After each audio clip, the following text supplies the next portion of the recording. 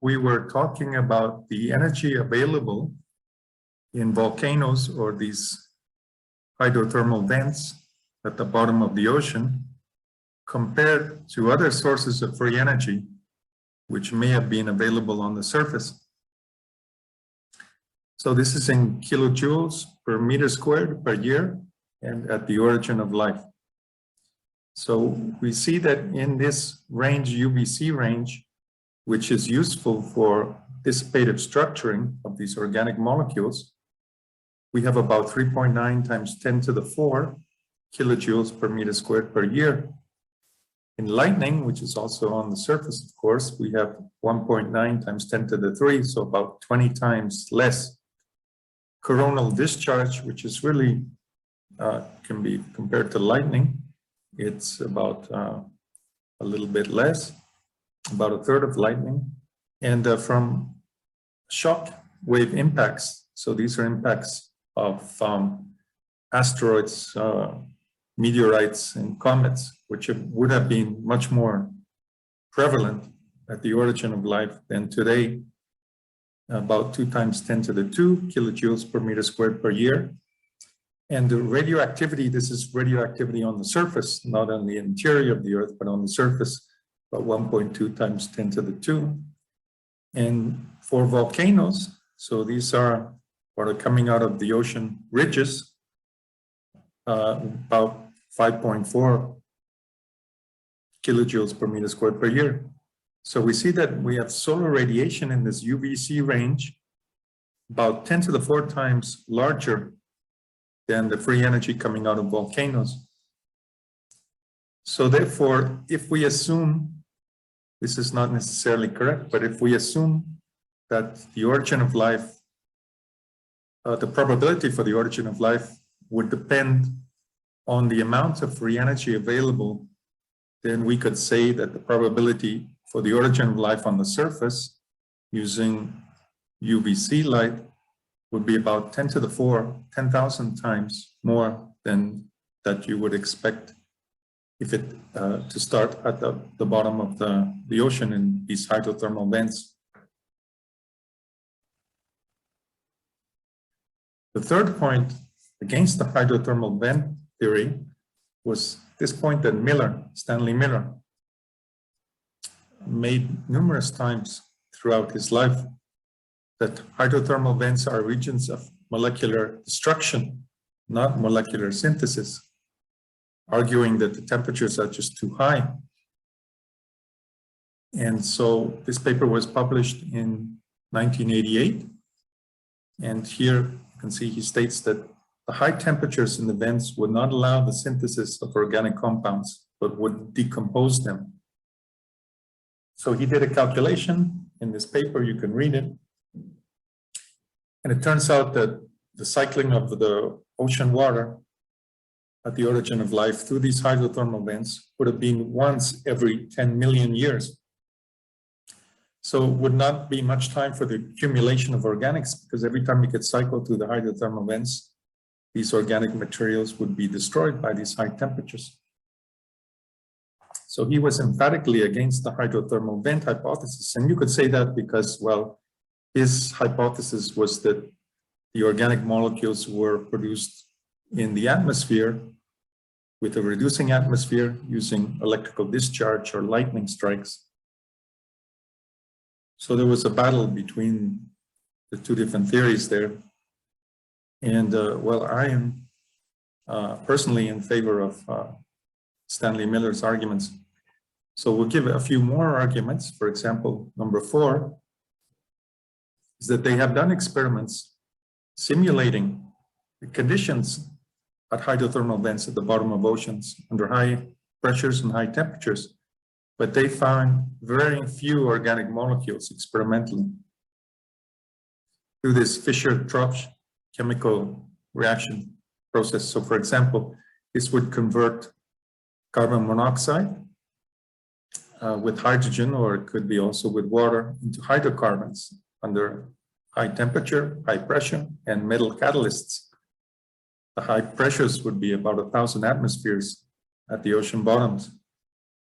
And for example, you could produce these hydrocarbons, C8H18, from 8 molecules of carbon monoxide, 17 molecules of hydrogen, that would convert to this hydrocarbon with 8 molecules of water. So we can produce these hydrocarbons and carbohydrates, but very few other molecules. Now we know from experiments which have been done by others from the 60s, Orgel and Oro, for example, that using ultraviolet light and common materials like hydrogen cyanide, which was supposed to be in the atmosphere at the origin of life, and we'll see why that was also, or give some arguments to why that was in future slides. From these basic precursor molecules, hydrogen cyanide and water, we can produce with ultraviolet light all of the nuclear bases, and they have been produced in the laboratory under ultraviolet light. What our theory is saying is that it's not just the production, not just the synthesis, which is important. That is, it is a synthesis of dissipative structuring to the effect that these molecules, the final molecules, or the product molecules, are these little dissipators. So they act as dissipators. So the metabolism involved in the production of these molecules is a way of dissipating free energy, but the most important dissipation of the free energy comes after they are produced. They're like little hurricanes. They dissipate the ultraviolet light, which is raining down on Earth's surface at that time. So through the thermodynamic dissipation theory of the origin of life, we can produce a much greater number of molecules. For example, we can produce nucleic acids, amino acids, fatty acids, and cofactors. Whereas in the hydrothermal vent theory, from experiment, we only produce carbohydrates and trace amounts of hydrocarbons like methane, for instance.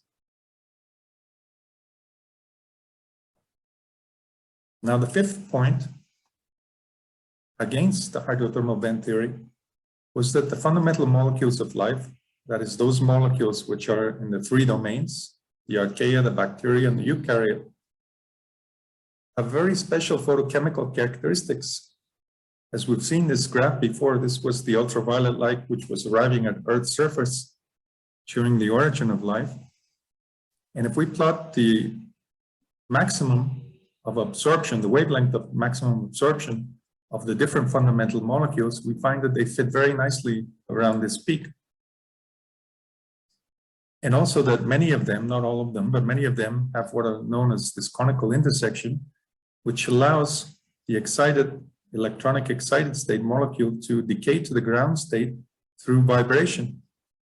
So converting the electronic excitation energy from the photon, due to the photon, into heat.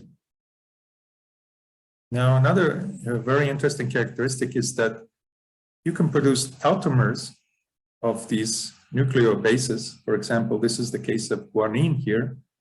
On the left, we have the nominal guanine, which is in the RNA and DNA, but we can also move a hydrogen around, and that is called tautomerization. And that produces this other form of guanine. But it turns out if you do that, you lose all of these special photochemical characteristics of the base. Now, this other base can fit very nicely also into the RNA or DNA strand, so it's not a problem there.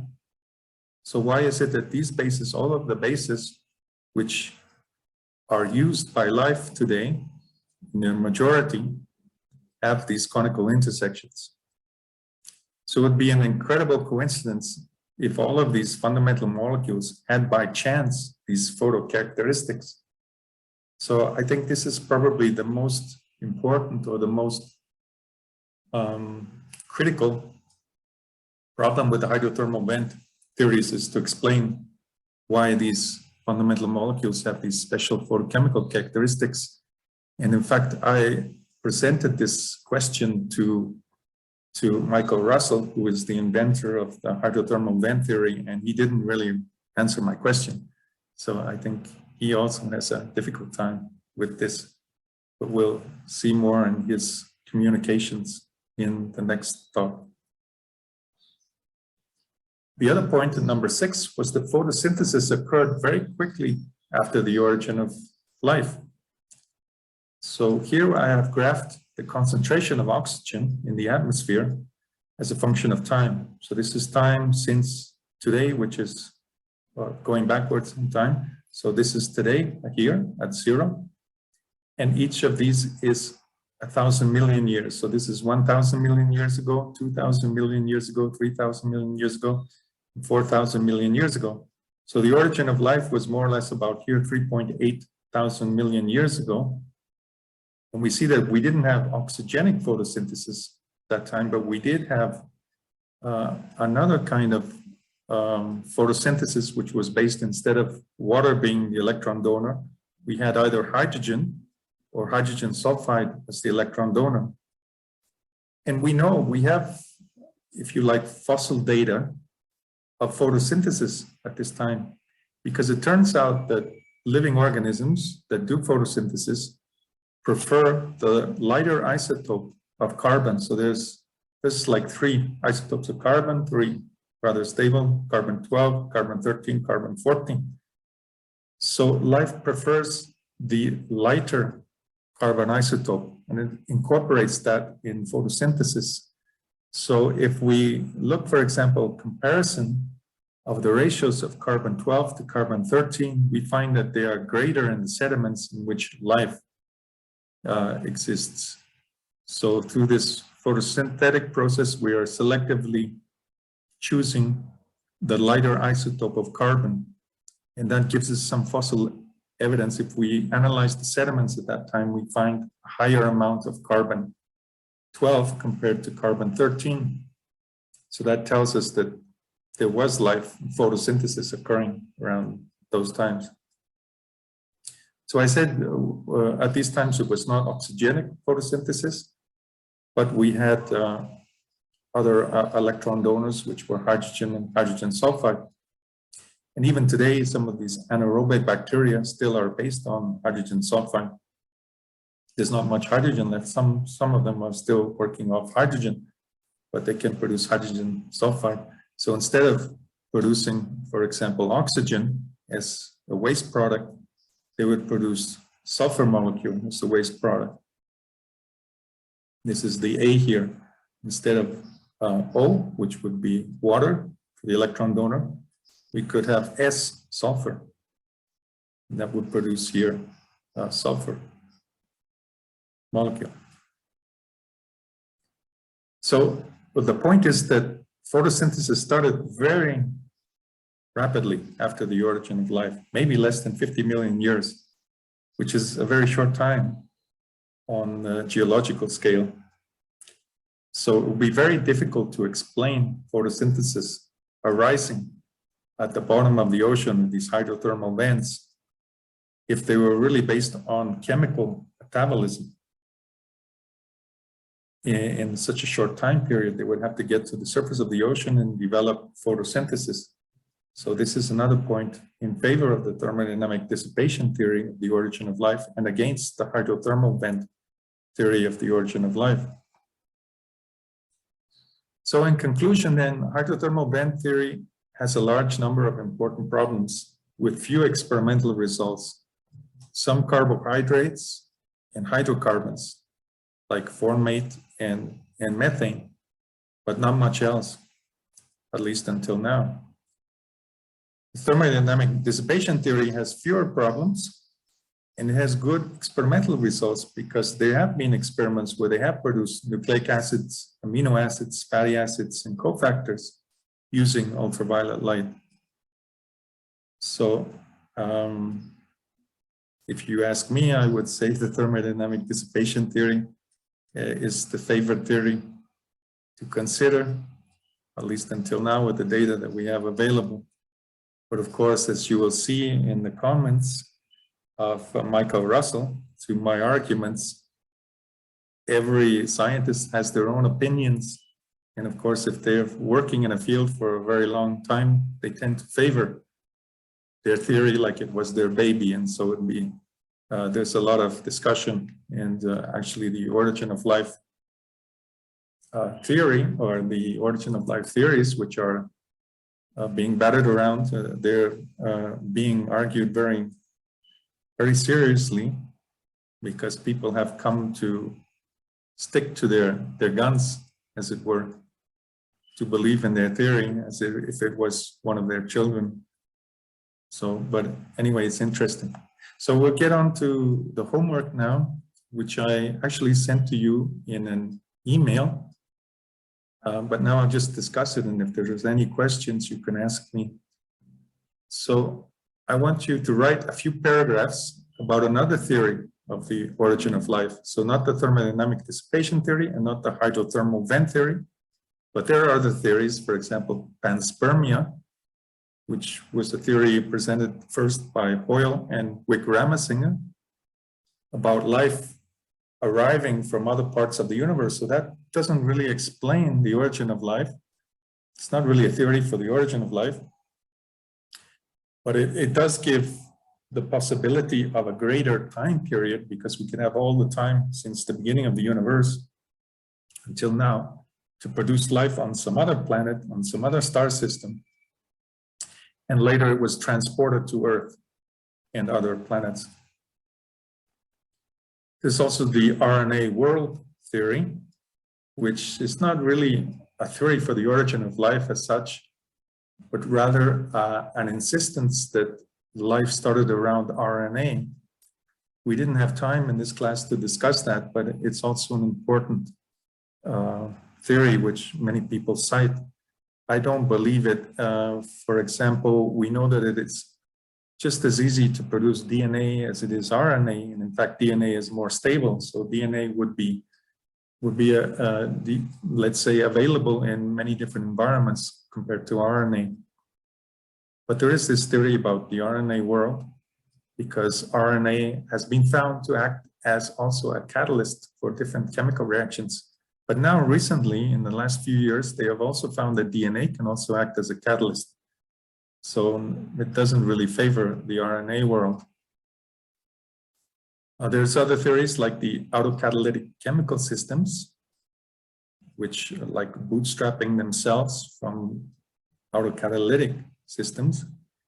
It's not also very well developed, and there's been no particular proposal for the production or the synthesis of these molecules. And well, there are other theories. You can read about the different theories in abiogenesis on Wikipedia. Also, my theory appears there.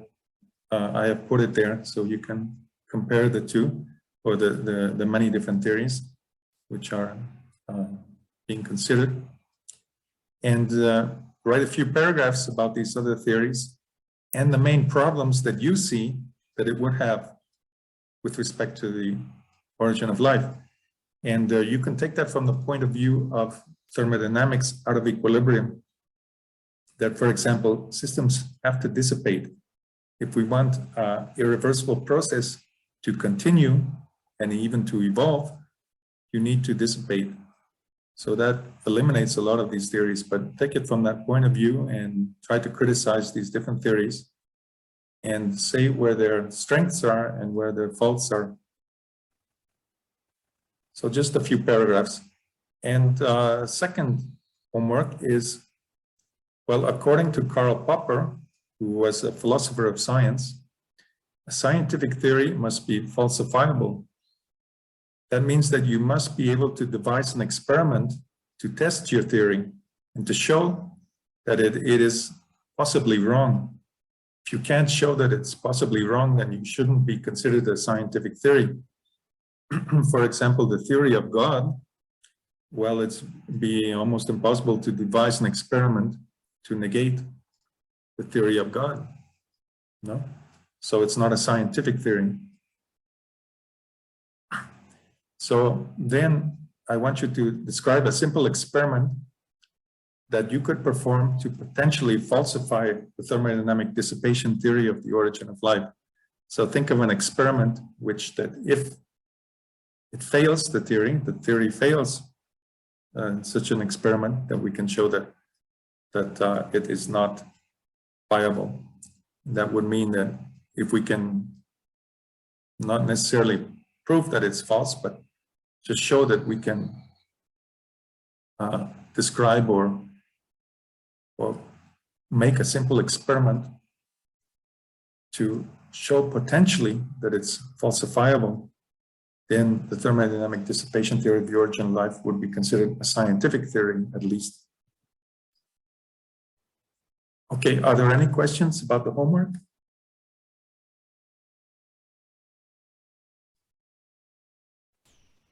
How time to? I would say about 2 weeks, Ricardo. 2 weeks. Okay. 2 weeks. Okay. 2 weeks. Thanks. About the second question, it has to be like a practical experiment, or no? Esmeralda? Yeah. Okay. No, don't do it in practice. Just describe it in words on paper. Okay, a simple experiment you could do to test the theory or to show that potentially it's wrong. No?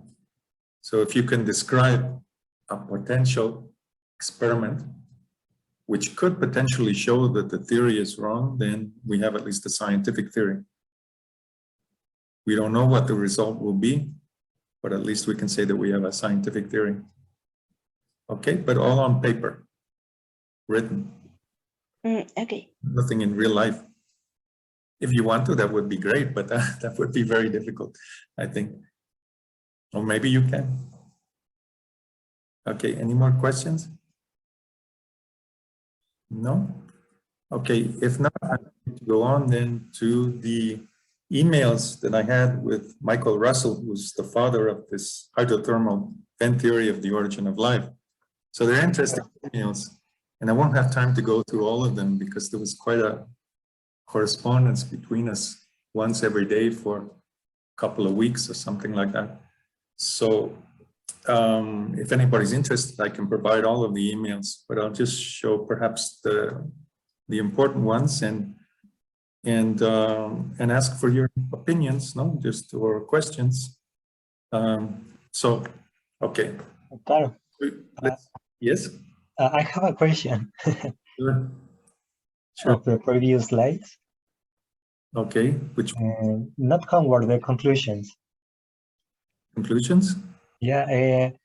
The experiments that you said about thermodynamic dissipation theory are related mainly to molecular synthesis, or?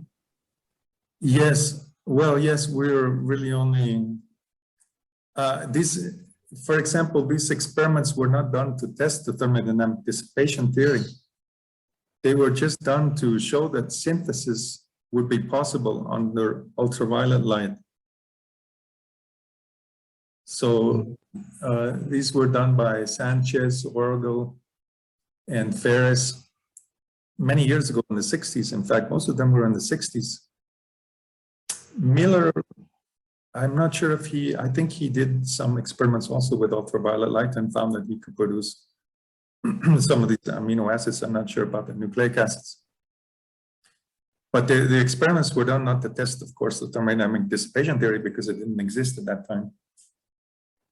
But they were done to show that synthesis would be possible with very few precursors, for example, hydrogen cyanide and water under ultraviolet light. So in some of the articles that we have published, we talk about those experiments and use their data, in fact, to apply it to this thermodynamic dissipation theory, the origin of life.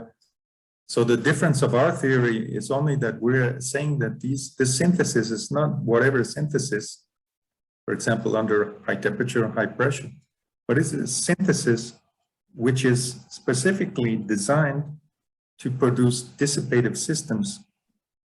So it's dissipative structuring.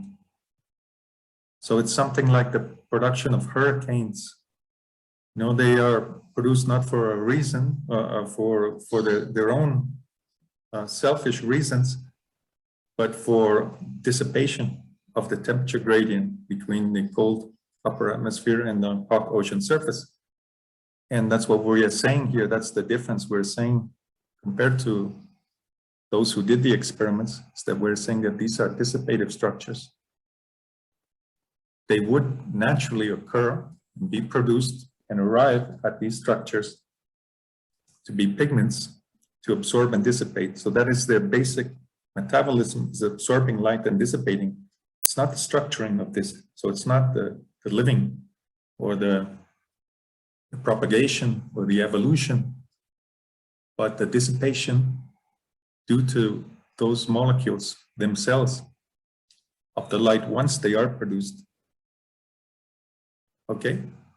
Okay, and well, I'm thinking in your paper about adenine formation, and now the work you are doing with Claudette. So, if you are using these experimental data, and in those papers you simulate concentration and entropy production. Yes. So that's a way to measure dissipation. Well, what we find is that in each step on the synthesis, starting from 5 molecules of hydrogen cyanide, for example, and going to adenine, in each of the steps along the process, these molecules absorb more UVC light and dissipate this light more rapidly to the ground state. So the system becomes a greater dissipating system.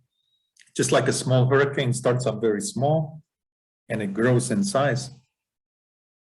And as long as the generalized thermodynamic potential over the system stays constant, it can keep growing in size. Okay, and that's what we're showing here, that the concentrations of these molecules, which are better dissipators, increases over time. And so when we look at the entropy production, we find the entropy production, due to the dissipation of photons, increases as a function of time. I think nobody has looked at that before. Nobody has paid any attention to it before. The attention was all on how to produce, how to synthesize these molecules, and not for any particular function, such as global dissipation. So, do you think it is necessary to make an experiment that directly measures entropy production or something similar? Well, we could do that. But just from the experiments which have already been done, who calculate, for example, the absorption cross-sections of the different molecules, we know that we have the molar extinction values, experimental values for these different molecules in the process. So just knowing those molar extinction values gives us enough information to allow us to calculate the entropy production. We could do that, for example, in our experiment, trying to synthesize these under ultraviolet light from hydrogen cyanide. Problem with hydrogen cyanide is a very toxic molecule, so you need very elaborate laboratory equipment. That for us is difficult to do here in Mexico. No, we need a lot of money for that and time, and we just don't have that. So we could do the experiment, or somebody could do the experiment. Maybe we could propose it with hydrogen cyanide in water and under ultraviolet light, and then measuring how the absorption of the system changes over time as these molecules are being produced. And we should see that the absorption increases. And if we had a calorimeter, we could measure the heat which is given off and find that the amount of heat increases as a function of time through the production of these molecules. That would be an experiment that we could give to somebody else to perform. because we don't have really the equipment to handle that kind of stuff here. Well, we could do it, but it would take many years to set up. That's a problem in Mexico with experimental physics, because they are very interested in the number of articles that you publish and not really the value of the article, for example, to the scientific community. So many people end up doing repetitive experiments, just changing the target in the beam and then taking the analysis with the same instruments and publishing another paper. That gets you papers very quickly, and that allows you to have go up in the ranking and give you a better salary, but it doesn't really further science. So we call that bread and butter physics. And that's basically what Mexico is oriented now in this bread and butter physics stage, I hope. And I'm always trying to emphasize this to students, that you should try to forget about getting recognition, let's say titular C or SNI level 3, because to get there, you have to produce papers like their tortillas or bread, and bread and butter physics, and just do things that interest you, even though your salary is going to be less. But I think most of us go into physics or into science in general, not for the money, because there's very little money we can gain here anyway, but rather for our own interests. So that's what I advise you to do, that not to get trapped in this rat race to get local, let's say, recognition or fame, but rather try to do something which is going to make a lasting contribution, science in the end. So it's very difficult to do those kinds of experiments here in Mexico for that reason. And all the experimentalists know that. And so most of them are doing things which are repetitive, just putting different targets in the beam and looking at the result and then publishing that without really doing fundamental science in Mexico. Some of the theorists are, but for experimentalists, it's very difficult. Okay. Yeah, thank you. Any other questions?